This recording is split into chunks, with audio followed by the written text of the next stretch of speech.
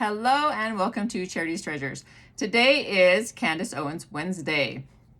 I am going to talk about dream interpretations today. An important topic we're going to discuss this year as we study the Old Testament is how to interpret dreams. We observe in the scriptures, especially in the Old Testament, because we are deliberately studying the Old Testament and Come Follow Me this year, that many dreams have been interpreted. My grand hope is that as I cleverly interpret some of my fantastic dreams and visions you will understand to sensibly interpret your own. Next week, I will be interpreting the vision I had yesterday, or that I covered yesterday, of the woman who, yes, is foreshadowed as Candace. Today, I'm going to share a dream that I had a few days before I had this vision of the seemingly heavenly angel with wings, because I understand that the two are connected. Next week, I will give you the interpretation of the dream that I will be talking about today.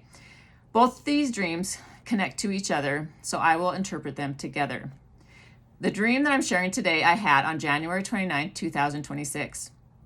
As this vision came upon my mind, I saw myself curiously looking at myself as I was standing in a dark corridor. Directly in front of me, I saw a dark, mysterious hallway. I immediately noticed at the end of the dreary hallway that there was an almost magical-looking mirror. It seemed alive with excitement. Hovering, it seemed, above the full-length mirror was a 2-foot drone-type light. This magical hovering white light was, it seemed, built up of tiny particles. It wasn't like the kind of light you would see in a ceiling in a room or on the wall. It was independent in nature and just hovering over the transparent mirror. There was a lingering shadow in front of the mirror. In between the shadow and the mirror, I noticed there was a man standing tall, almost a giant-like figure. He was intently looking into the mirror, and he could initially see that he was behind the mirror, as his reflection was evident. As he examined himself behind the mirror, he deliberately walked through it. I marveled how this was possible, and the immediate thought in my curious mind was that the giant man must have understood that this was a possibility. I wondered if he had done this previously and was now in the process of showing me how it is accomplished with complete success. Shortly after he walked through the mirror, the shadow continued to follow behind him, almost immediately as if it was his shadow. But I understood that as I was witnessing the scene, that it was not his shadow.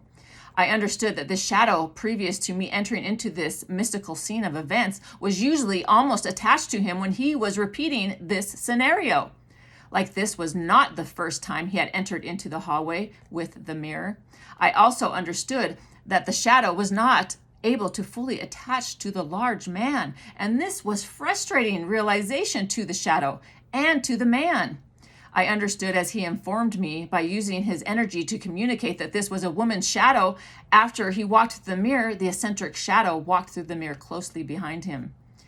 She seemed legitimately confused as to why they were not directly attached, as it seemed when they usually repeated this journey together, she was usually much closer to him. I was in the way, it seemed.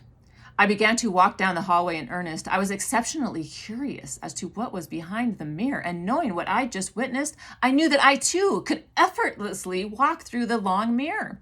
After walking through the mirror, I astonishingly noticed that there were many people inside the mirror. It was as if the mirror itself was an extended hallway. The excited crowd of people were watching me. The man and the mysterious shadow woman traveling this puzzling path. Well, the shadow woman was a mystery to me, but not the mirror watchers. I did not immediately again see the man in the shadow until after I was done walking through the mirrors. The people in the mirrors were wonderful. They each held their own special light in their hands and were happily showing me the particles that made up their lights. Their countenances shone brightly as they proudly held up these illuminated particles.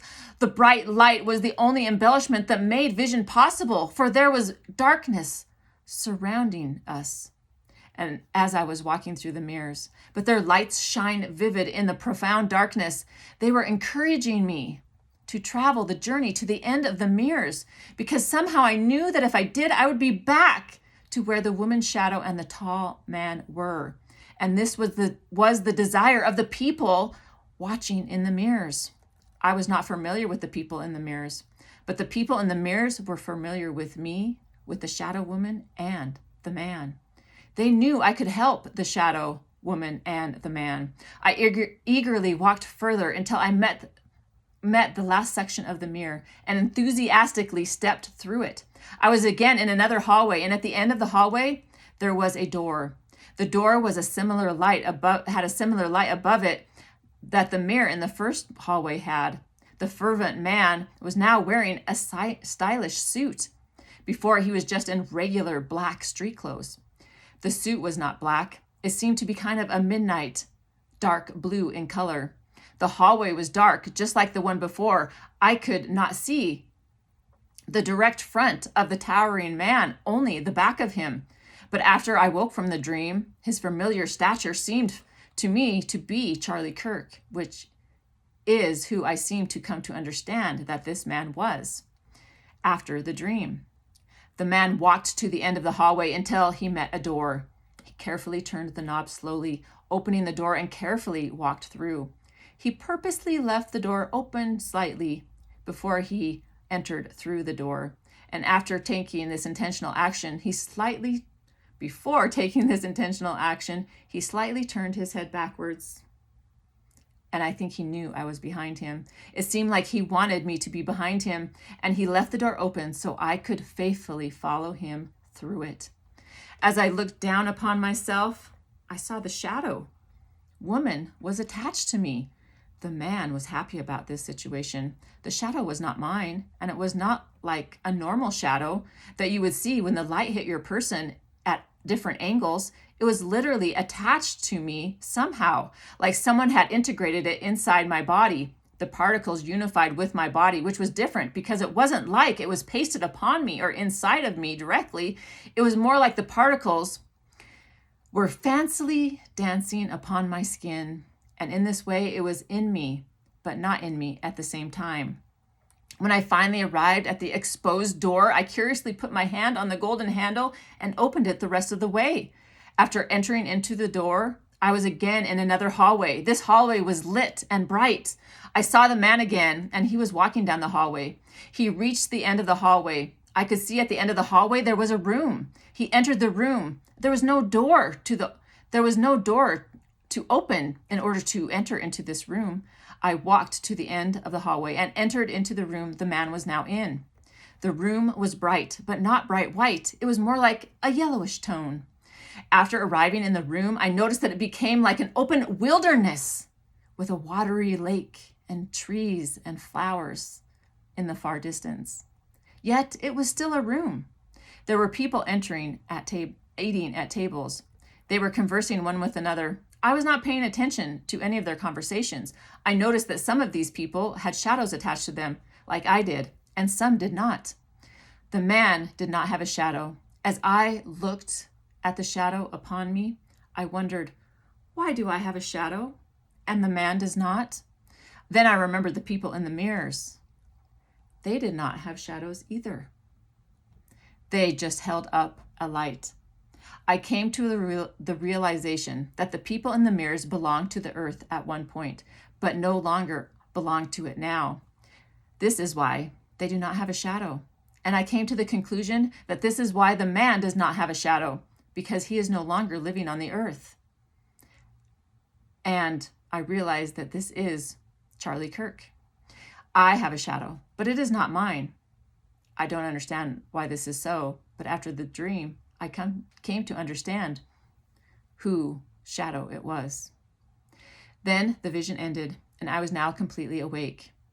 Next week, I will talk about the interpretation of this dream and who the woman shadow was. I guess you could probably guess. I hope you enjoyed this episode, and I hope you tune in to tomorrow's episode. And I plan these episodes so they're in connection with each other. So if you miss one, you might not understand what the next one's about. So go back and watch some of my other episodes. And I hope that you have a great day. Goodbye, everybody.